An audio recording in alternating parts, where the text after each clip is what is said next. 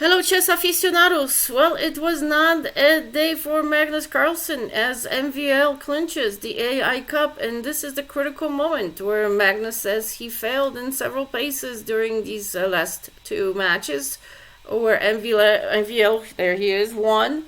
And let's listen to David as he describes the critical moment. It was a pawn move. Instead of two, he should have gotten one, and maybe have saved and won the game for black, meaning Magnus. But no, he rushed a move.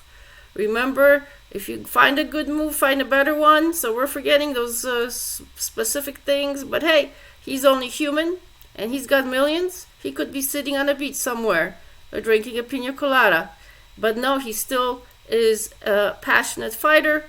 And this time, Maxime MVL outplayed him in these games. So this was the critical moment. Let's listen. Correcting their position. Sometimes you have to admit you've put a piece on the wrong square and you have to improve it, take the time out to do so. And I like his last move, but it cost him a bit of time, cost him about 2-3 minutes. And yeah, as Magnus, I would be a bit more optimistic now. At least he's not going to get checkmated. I don't think White has the ammunition for that. Yeah. The space issue here isn't so drastic for Black.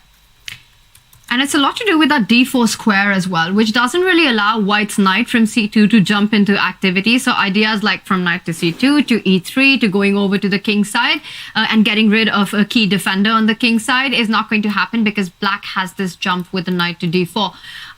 These kind of positions, David, I agree with you that Black has got reasons to feel like the opening's gone his way right now. You've developed all your pieces. The knight from h6 is the only problem piece in the position for Black. But the other good news is that White doesn't have, at least for me, the idea of g4, g5 is, it's a bit much because you really open up this a8, h1 diagonal, giving a long-term play to Black's queen and bishop that can line up to deliver checkmate. But with no g4, g5, can you really take advantage of Black's knight at the edge of the board? Probably not. I mean, this knight will try and jump in later. It cannot now, just to show it will get eliminated. And it's not just the fact that it's traded off, ruining the Black pawn structure. It's more that White carves out an outpost for his own knight, hitting the queen, maybe even picking up the pawn on the next move. So Black can't jump in yet with the knight. But I'm wondering, Tanya, you mentioned one move. If the White knight jumps away, how does Maxime react? Okay, he's played it on the board. Knight takes knight. Magnus is going for it now. Wow. He's trying to change the pawn structure. He's got a passed pawn on d4, and he's also corrected the position of this knight, the pawn knight on the edge. He's bringing it in. There's a threat of a knight fork hitting the two white rooks. Therefore, one of the rooks moves, shifts up. Maybe Maxime is going for checkmate after all. Maybe he's trying to shift the rook to go for this weak spot, the kind of the Achilles heel in Black's position, the h7 square. But Black does have a beautiful knight about to jump in. Suddenly it's like a wave. It's kind of crashing against the rocks, but that's good for Magnus. It doesn't mean the position is dry anymore. It means there's life. And knight to e3 on the radar. Wow. What do we think here? The position has completely changed in the last few moves, and there's a big threat that White has. The one that you pointed out, just two moves, right? Rook h3, queen h5, and then you're threatening a deadly mate on h7. You never want to really make a move like h6 to defend that, David, because it will invite a lot of tactics eventually if the White knight jumps onto f6. And I think that's the reason why Magnus has decided to actually trade the bishop for the knight on e4, because now it's just so much easier to guard the king side. You'll always have the option to go g6 or h6 at the right moment to stop any attack on this diagonal as you're pointing out. But for Magnus, it is all about the d pawn, giving him the e3 square and a long-term passer. Also play along the c line. The c4 pawn is a weakness that White needs to watch out for, which is what doesn't allow White to trade the light squared bishop with the knight on f5.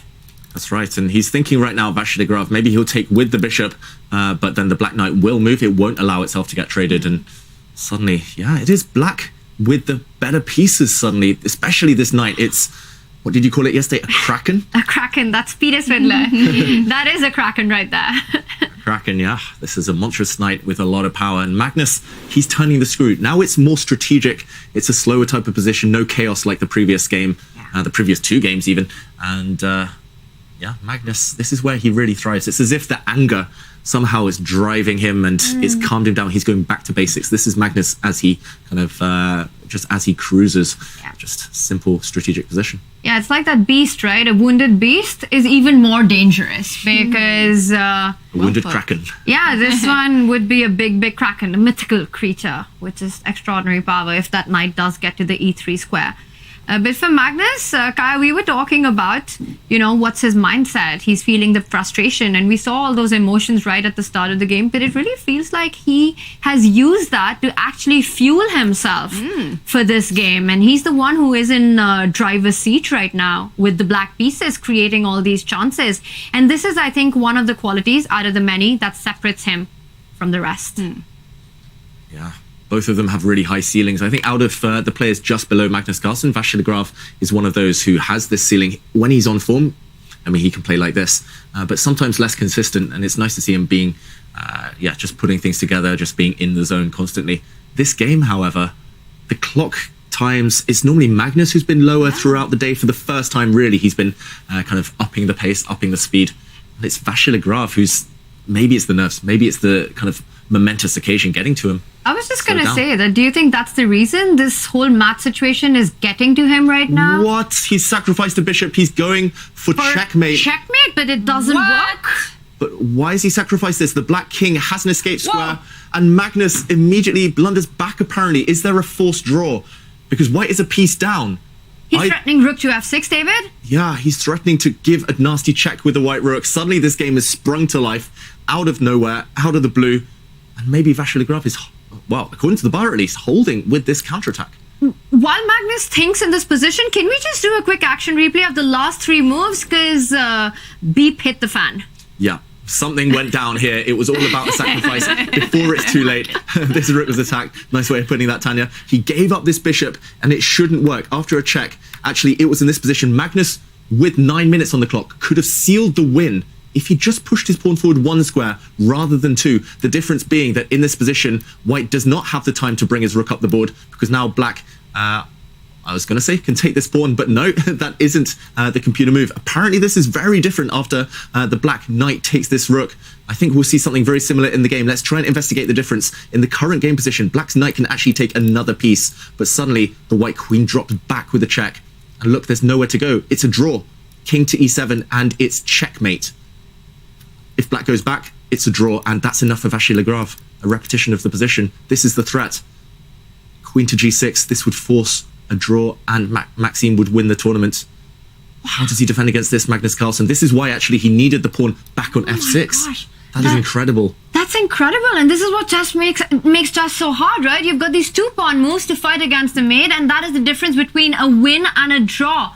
And in this case, it's the difference between a championship right now. Wow. f6 would have won Magnus the game, but the one that he chose, the decision that he made, it looks like his best option would now just be to take the rook and go into a repetition. Yeah, just to show this again, it's literally a coin toss. It's heads or tails. You have to move this pawn 1 square or 2 to stop your king getting checkmated. You need to give it some breathing space. Magnus immediately pushed his pawn forward to f5, but the detail would have been here, just to show it once again. Now knight takes rook is possible, because after the white queen drops back with a check, it's no longer possible to play queen takes e6 checkmate. There's a pawn in the way on f6. And now, for example, after queen takes pawn, black could block with his rook, and black would have an extra rook, extra knight, and win the game.